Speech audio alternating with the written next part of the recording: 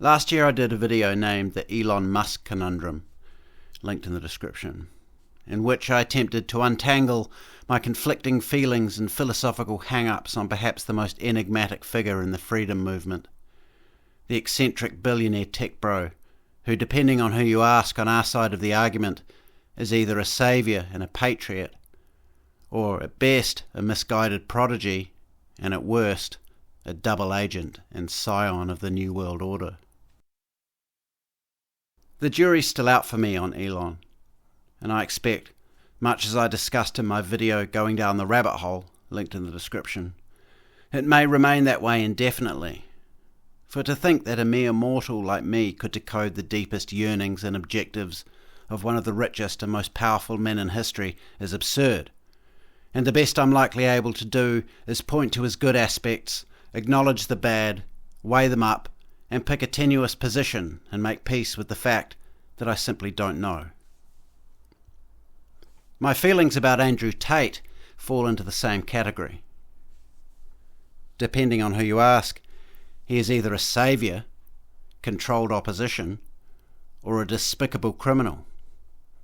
And it should be noted that the latter designation is purported not only by blue-pilled normies, but by those on our side of the argument also, that is to say, those who are fighting for truth and freedom.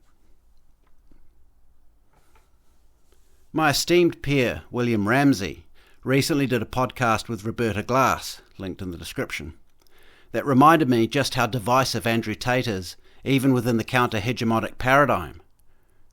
Both William and Rovberta took the position that Tate is indeed a toxic and abusive man, and self-evidently guilty of the charges levelled at him and his brother Tristan by both the Romanian state and implicitly by the global media complex.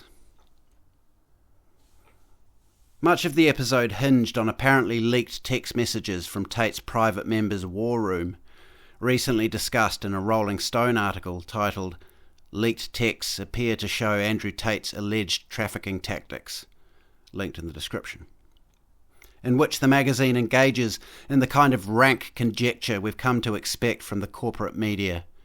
For let us no longer kid ourselves that Rolling Stone is anything less than an agent of the machine. But more importantly, in which they offer absolutely no evidence whatsoever, relying instead on weasel words like alleged and appears to show. It would appear the leaked text messages do exist on Reddit and such places, and I admit I've not had time to review them fully. But such things can be easily fabricated, and if indeed the evidence is so sturdy, then why does the Rolling Stone article not reference them and conduct a proper analysis? Are we simply meant to take the word of the establishment as gospel all of a sudden? Furthermore, I would have expected that if the texts proved blatantly illegal activity had occurred, then the record would reflect this. Instead, all I've seen are indications that Tate may have manipulated women into doing what he wants. I'm no lawyer, but it's clear there is a legal grey area here. People manipulate one another every day, sometimes in distasteful or even morally abhorrent ways. But where manipulation ends and violent coercion begins is a tricky thing to untangle. Now let's get one thing straight.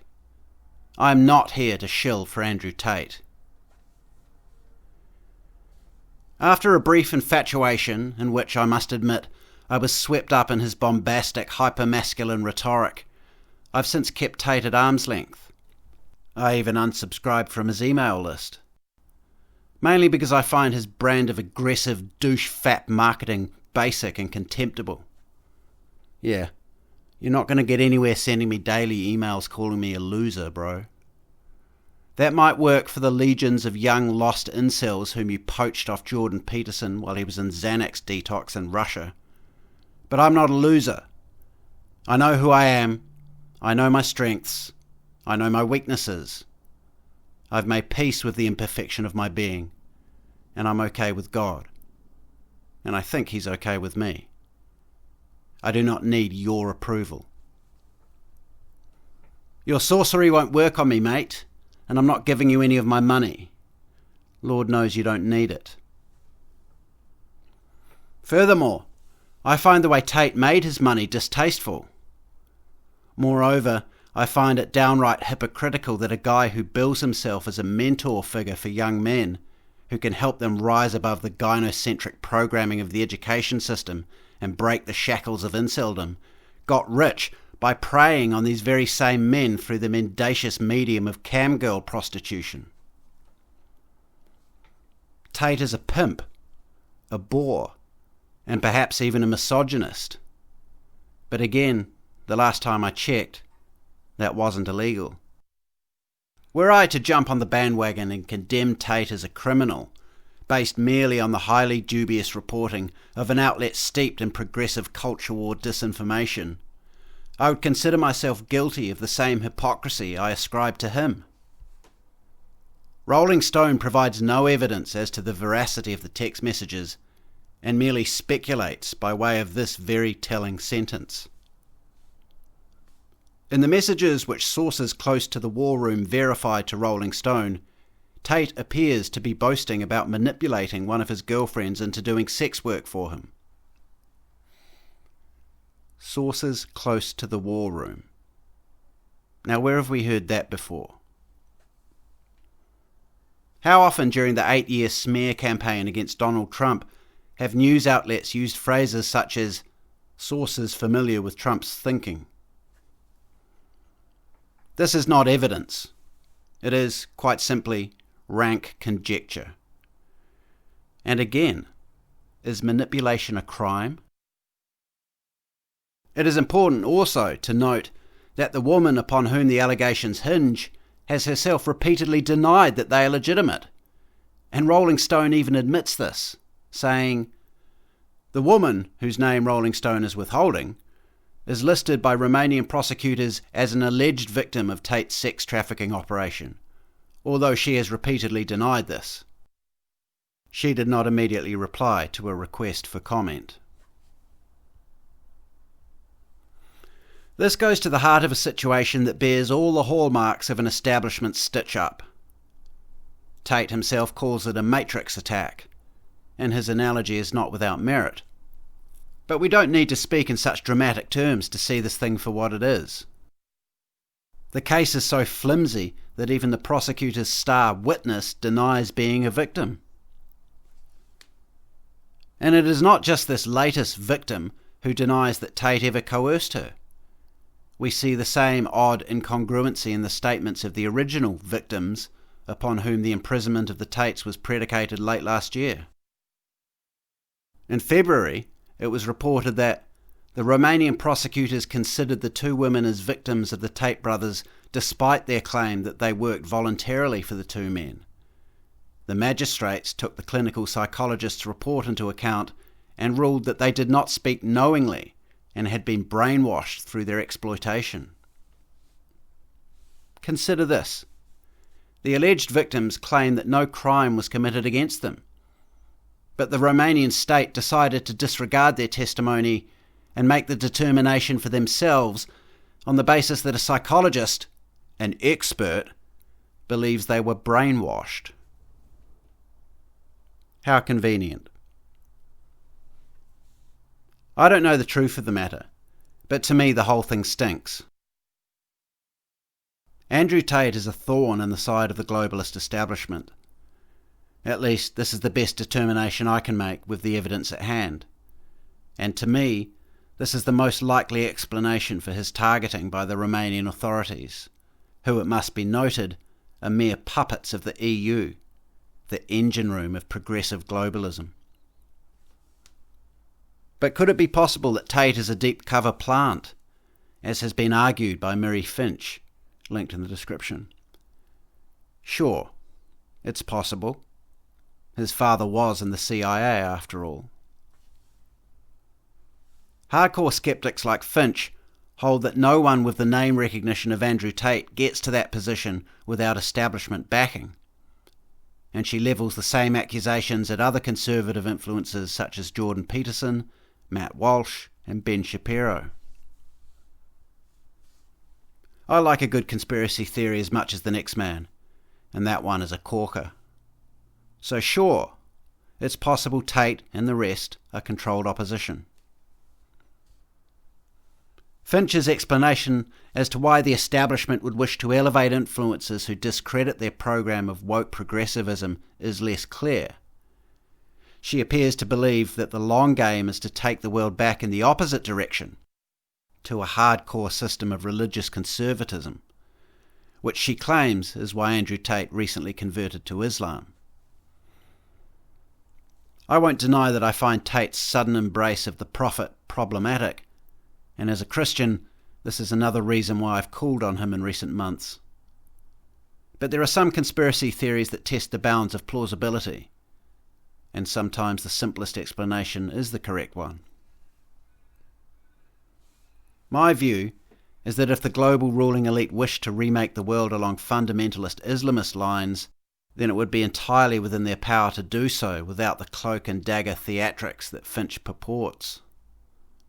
Why bother with the gigantic ruse of progressivism in the first place? It doesn't really make sense to me.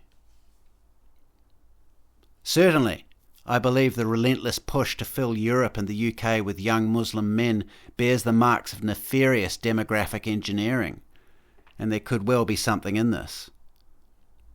Likewise, my friend William and his guest Rovberta could be right. Tate could be guilty of the human trafficking charges, and his prosecution could simply be the action of a benevolent system wishing to bring a predator to justice. I don't buy it, though. What about Ghislaine Maxwell? This same establishment, having bumped off proven child sex trafficker Jeffrey Epstein in his jail cell, then made a great show of throwing Maxwell to the wolves, but stopped short at revealing the names on her client list. How convenient. Ghislaine Maxwell is officially guilty of child sex trafficking, which means it had to have been established in court that she trafficked children to one or more rich and famous people. Why then has the identity of these perverts been suppressed? The answer is because the establishment is not interested in bringing pedophiles and sex predators to justice. On the contrary, it has a vested interest in protecting them. Are we to believe that the same conglomerate of elites who buried the Epstein and Maxwell story has now seen the light and wishes to expose Tate for the same crimes? I don't buy it. But I'll be the first to say I don't know. All I can say is that, regardless of my personal feelings about Andrew Tate and the way he made his money, the evidence currently available suggests to me that he is being targeted by the machine for cancellation because his influence is dangerous to their agenda.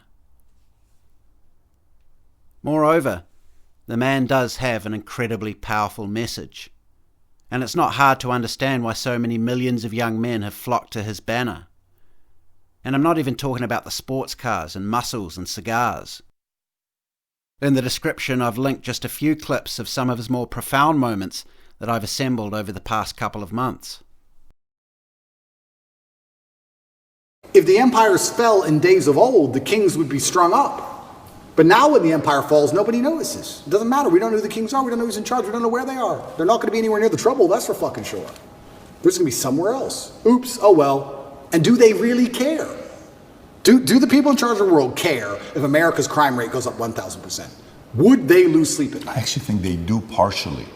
Because think about it. So I'm with Andrew Schultz, and I'm taking your position with him. Yep. Okay, you know who Andrew Schultz Yep. is? Good guy. And he says, part of me that gives me comfort is knowing these guys are so obsessed with their money. He may be wrong. We can debate this. Yep. They're so obsessed with their money that there's no way they're going to let America fall. Because if America falls, everything else falls. So they're going to go just as much as they can to control, but not enough to get the machine to break because they're so in love with money and power, they don't want to give that up. Well, I hope that's true. I would love for that to be true. But my argument is that these people are already so deeply entrenched, they print the money. They'll print the new money. They don't care. If they cared about money, COVID wouldn't have happened.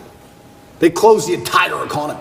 I don't think they care about money. I think they control the world to a level where you want to eat? You want war? Like, I don't think they give a shit about money. They'll print the new money. They'll change the name of it and print the new one. At a certain level of power, I think they're so above and beyond all of our concepts of how the world works that they don't have any interest in any of it. I don't think they give a shit. I think if you were to go to these people, whoever they are, and say, we're going to take your money away, they would just laugh at you. You think you can take my money? You think you understand money? You think you're going to damage the stock market? You think I give a shit about share price? I think there's a level beyond all of this. And they're the ones who truly are running things, and they truly have no influence.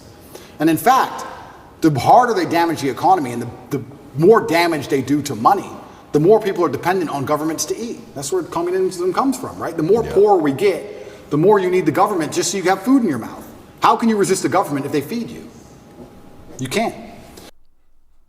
It may not sit well with those of us who take a less patriarchal and macho view of male-female relations, but what it boils down to for me is that Andrew Tate is exactly what you get when you feminize every aspect of society.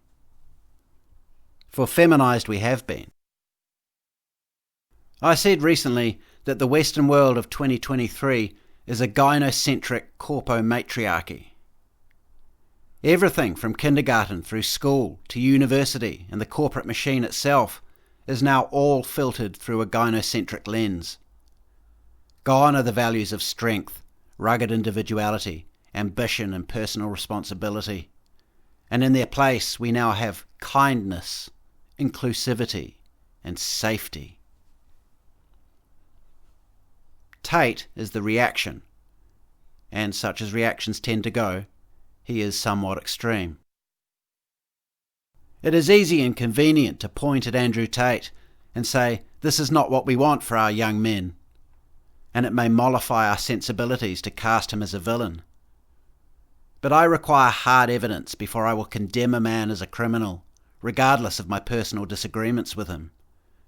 And until such evidence becomes available, my position is that we as a society have spent the last few decades emasculating our boys and young men. And Andrew Tate is simply the stark and inevitable result.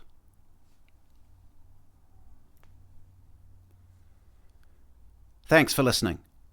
Please subscribe to the channel so you don't miss any future videos. Please also subscribe to my Substack at jjdawson.substack.com. And if you'd like to keep in touch, please do follow me on X at RealJJDawson. You can also follow me on Getter, Gab and Minds.